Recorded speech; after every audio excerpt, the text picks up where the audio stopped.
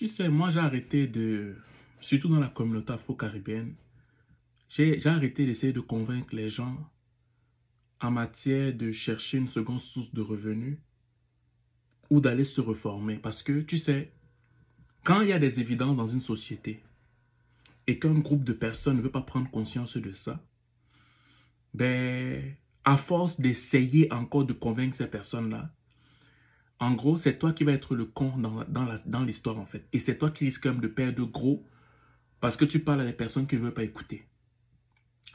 Une des choses encore qui m'avait frappé, c'est que je parlais à une collègue africaine et cette collègue-là, dans le domaine dans lequel elle parlait, elle n'était même pas au courant de ce qui se passait sur le plan économique, sur le plan politique dans ce domaine-là.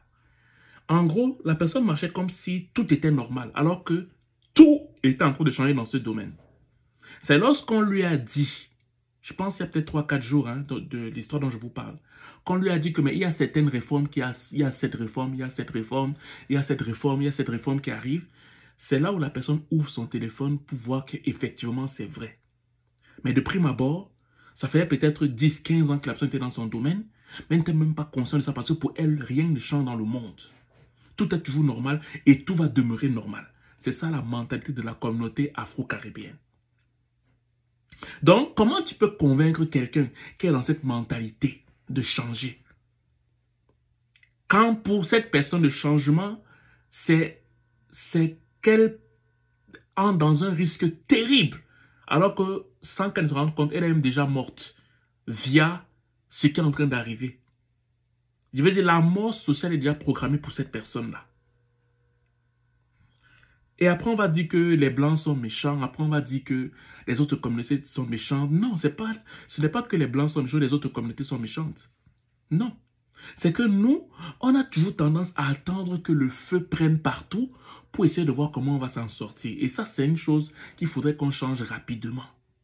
Il faut qu'on change ça, sinon on va toujours crever. Et ce n'est pas toujours les circonstances sociales qui vont nous permettre. Parce que les prochaines choses qui arrivent, les prochains événements qui arrivent en société là, ça ne permettra même plus à ce qu'il y ait le temps de voir les choses venir et de changer à la dernière minute. Non, ça va être impossible.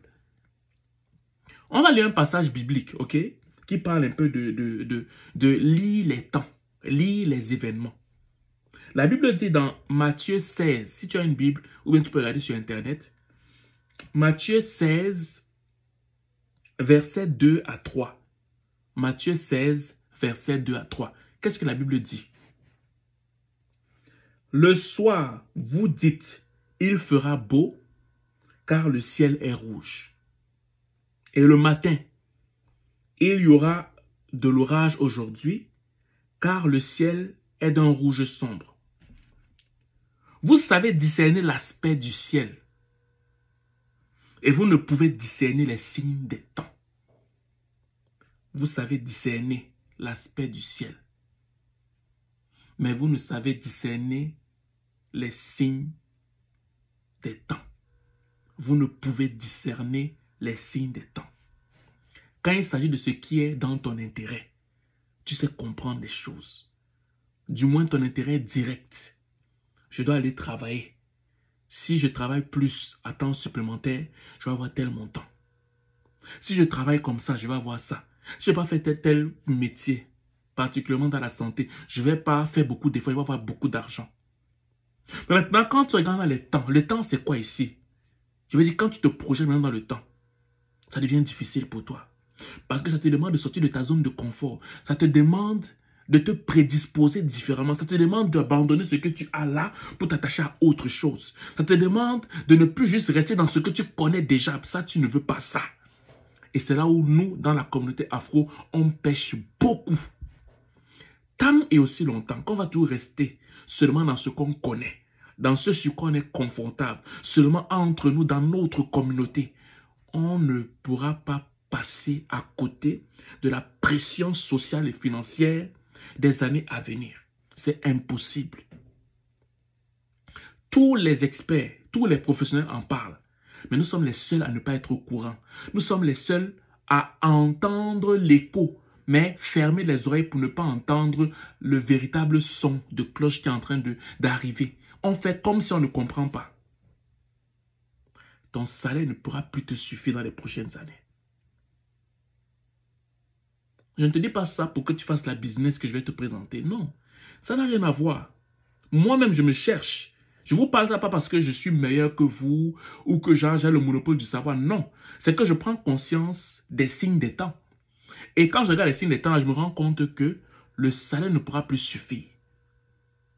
Ok, il faut continuer. Et beaucoup de communautés ont compris ça. Nous sommes la seule communauté qui traîne encore la patte. Du moins, c'est une petite portion de personnes qui ont compris. Et vous savez, dans notre communauté, les gens n'aiment pas partager l'information. Donc, si quelqu'un a compris quelque chose, il ne va pas forcément dire à son frère.